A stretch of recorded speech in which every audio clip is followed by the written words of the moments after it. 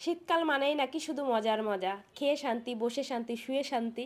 আমার কাছে তো মনে হয় অতিরিক্ত কিছুই ভালো না। যখন অনেক বেশি গরম থাকে তখনও ভালো লাগে না, অনেক বেশি শীত থাকে তখনও ভালো লাগে না। আমার কাছে তো মনে হয় সবথেকে এই সময়টা বেশি ভালো লাগে। এখন হালকা হালকা কখনো শীত, কখনো একটু গরম, মানে মিক্সড একটা ওয়েদার, ভীষণ ভালো লাগে। ঢাকাতে এখনও কিন্তু শীতের কোনো ছিটে ফোঁটাও নেই। সকালবেলা মানে একদম ভোরে যারা ঘুম থেকে ওঠে ওই একটু ঠান্ডা ঠান্ডা লাগে, রাত্রে এখনও বা দিনে সবসময় ফ্যান চালাতে হয়।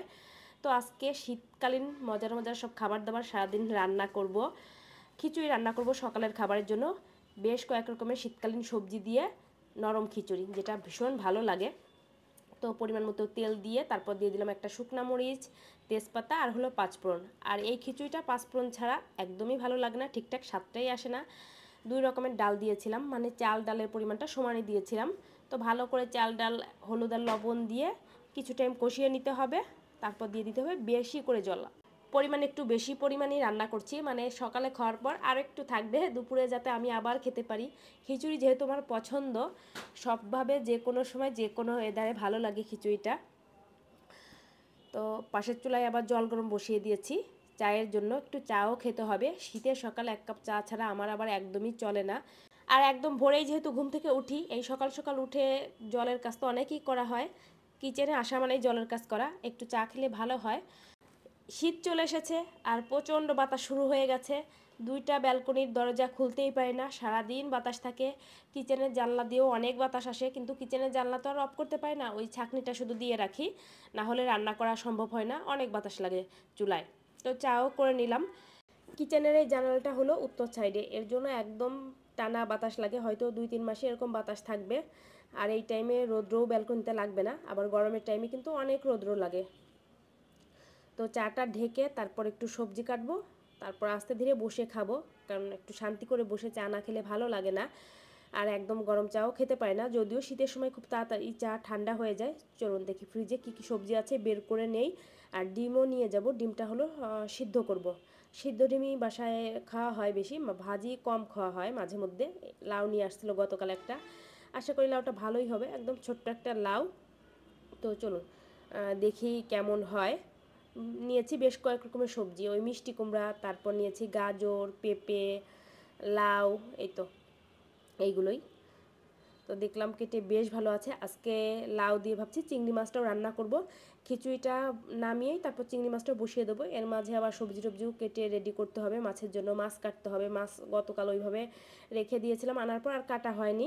আর চিংড়ি মাছ সাধারণত আনলে ওইভাবেই আমি রেখে দিই, যখন যেমন প্রয়োজন হয় তখন তেমন কেটে রেডি করে নেই। অনেকেই আমার বটিটা এইভাবে রেখে কাটা দেখে বলেন কিভাবে কাটি, আসলে ওই যে কাটতে কাটতে অভ্যাস হয়ে গেছে। অনেক শক্ত সবজি টবজি কাটতে একটু সমস্যা হয়, তখন একটু সাবধানে কাটতে হয়, তা না হলে দেখা যায় বটিটা ছুটে কপালেও লাগতে পারে, এরকম আর কি। তো আমার অভ্যাস হয়ে গেছে। তো সবজিটা দিয়ে দিলাম, এখন ঢেকে দেবো, আস্তে আস্তে জালটা হতে থাক। যেহেতু নরম খিচুড়ি রান্না করব, এর জন্য জলের পরিমাণটা বেশি দিয়েছে, আর চুলাটাও লোতে রাখতে হবে, তাহলে ঠিকঠাক হবে। চলুন এখন তো বেশ অনেকটা সময় হয়ে গেছে, চা খেয়ে নেই। কিন্তু আজকে চা খেতে গিয়ে দেখলাম চা অলরেডি ঠান্ডা হয়ে গেছে। চা খেয়ে একদমই মন ভরল না, মানে শান্তি পেলাম না। যদিও অনেক গরম খাই না, কিন্তু একদম ঠান্ডা তো আর চা খেলে ভালো লাগে না। খিচুড়িটা হয়ে গেছে দেখলাম, আর 5-6 মিনিট রাখলেই হয়ে যাবে। তো লবণটা চেক করে একটু লবণ দিয়ে দিয়েছি, আর দিলাম হলো কয়েকটা কাঁচামরিচ, তারপর ধনিয়া পাতা, এই তো। তো আবার সব কিছু ভালো করে নেড়েচেড়ে মিশিয়ে রেখে দেবো। আর এরকম কালারফুল বিভিন্ন সবজি দিয়ে খিচুড়িটা রান্না করলে কিন্তু দেখতেও বেশ ভালো লাগে। পাশের চুলায় ভাত বসিয়ে দিয়েছি, আবার রাত্রে রান্না করব।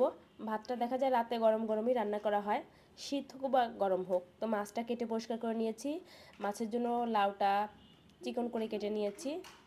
এই তো চিংড়ি মাছ দিয়ে লাউ রান্না করা হবে, আর একটা হলো শাক ভাজি করা হবে, চিংড়ি মাছ দিয়ে শাক ভাজি করব। গতকাল কলমি শাক নিয়ে আসছিল, আর আলুর চিপসটা ভাজি করব খিচুড়ির সাথে খাওয়ার জন্য। সকাল হলেই আমি আসি কিচেনে, আর কবুতরগুলো চলে আসে খাওয়ার জন্য। তো আজকেও চলে এসেছে তারা। চিপসগুলো ভেজে নিলাম, চিপসগুলো দেখা যায় একদম ছাঁকা তেলে ভাজলে ভালো হয়, কিন্তু পরে আবার তেল কোথায় রাখবো, এর জন্য আর দেখা যায় বেশি তেলে ভাজা হয় না। যেহেতু তেমন বেশি পরিমাণ ভাজি না, কম তেলেই ভেজে নেয়, কিন্তু ছাঁকা তেলে ভাজলে সবথেকে বেশি ভালো হয়। ভুলে গিয়েছিলাম, ভেবেছি প্রথমে হলো মাছটা ভেজে তুলে রাখবো, কিন্তু একটুও মনে নেই। তো দিয়ে দিলাম তেলে হলো কালো জিরা, শুকনা মরিচ, তেজপাতা, তারপর কি করব ভাবলাম তাহলে মাছটা তেলের উপর এইভাবেই দিয়ে দেই। হলুদ আর লবণ দিয়ে বেশ কিছু সময় মাছটা ভেজে নিয়েছি, মানে ওই 1-2 মিনিটের মতন। আর এখন দিয়ে দেব সবজিগুলো। এখন আর মাছটা তুললাম না, ভাবলাম এইভাবেই দিয়ে দেই। আগে ভাজলে তুলে রেখে দিতাম, নামানোর আগে দিতাম বা নামানোর কয়েক মিনিট আগে। তো লাউটা মনে হচ্ছে ভালো, জল টল দিতে হবে না। তো হলুদ আর লবণটা দিয়ে আমি এখন ঢেকে রেখে দেবো। লবণটা পরে আবার অ্যাড করতে হয়েছে। আর মরিচটাও একদম নামানোর আগে দেব, কাঁচামরিচ দিয়ে রান্নাটা করব। তো খুব ভালো করে মিশিয়ে নিয়েছি। এখন ঢেকে রেখে দেবো। আমি কিন্তু আজকে এই তরকারিতে এক্সট্রা আর কোনো মশলা দেবো না, জিরা গুঁড়া টুড়া কিছুই দেবো না। মাঝে মধ্যে এরকম অনেক তরকারি আছে কোনো মশলাপাতি ছাড়া রান্না করি, কিন্তু খেতে ভীষণ ভালো লাগে। আর লাউটা এত ভালো ছিল, একটুও জল দিতে হয়নি, আর অনেকটা কিন্তু কমে গেছে, রান্না হয়েও গেছে। তো আমি দিয়ে দিয়েছি একটু ধনিয়া পাতা, 4-5টা মতো কাঁচামরিচ, এতে যতটুকু ঝাল হয় হোক, নামিয়ে নিয়েছি। আর এই ফাঁকে খাবার দাবার তুলে সবাই এখন খাওয়া দাওয়া করে নেব। খিচুড়িটা এখনও গরম আছে, ঢেকেই রেখে দিয়েছিলাম। আর এখন শীতকাল চলে এসেছে না, সব খাবার গরমই ভালো লাগে, গরম ছাড়া আবার ভালো লাগবে না। সাথে ডিম সিদ্ধ আর হলো চিপস। এই ছিল আমাদের সকালের খাবার। বেশ কিন্তু মজা হয়েছিল, বেশ অনেকটা ছিল। আমি আবার দুপুরে খেয়েছিলাম। তন্না তোর পাপার সাথে খেতে বসেছিল, ওর পাপা খাওয়া দাওয়া করে অলরেডি অফিসে চলে গেছে, ও এখনও নাড়াচাড়া করতেছে। তো আমি যেহেতু খাবার বসেছি, ভাবলাম খাওয়া দাওয়া কমপ্লিট করে ওকে খাইয়ে দেবো। তো শাকটা রান্না করা বাকি ছিল, এখন আবার রান্না করে নিচ্ছি। ভাবলাম গ্যাস আছে, শুধু শুধু বসে থেকে লাভ নেই, রান্না করে নেই। তেলে দিলাম কালো জিরা, শুকনা মরিচ আর হলো রসুন, হালকা করে ভেজে তারপর চিংড়ি মাছটা দিয়ে একটু ভেজে শাকটা দিয়ে দেবো, ব্যাস। এই রান্না করলেই হয়ে যায়। কিচেন টিচেন পরিষ্কার করবো, তারপর অন্যান্য কাজ ওই প্রতিদিন 9টা বা 9:30 10টার ভিতরে আমার রান্না হয়ে যায়, মানে 10টা বাজতে বাজতে রান্না কমপ্লিট হয়ে যায়। তো আজকে ভিডিওটাও এই পর্যন্ত। সবাই ভালো থাকবেন, নতুন ব্লগে দেখা হবে। Tata, bye bye.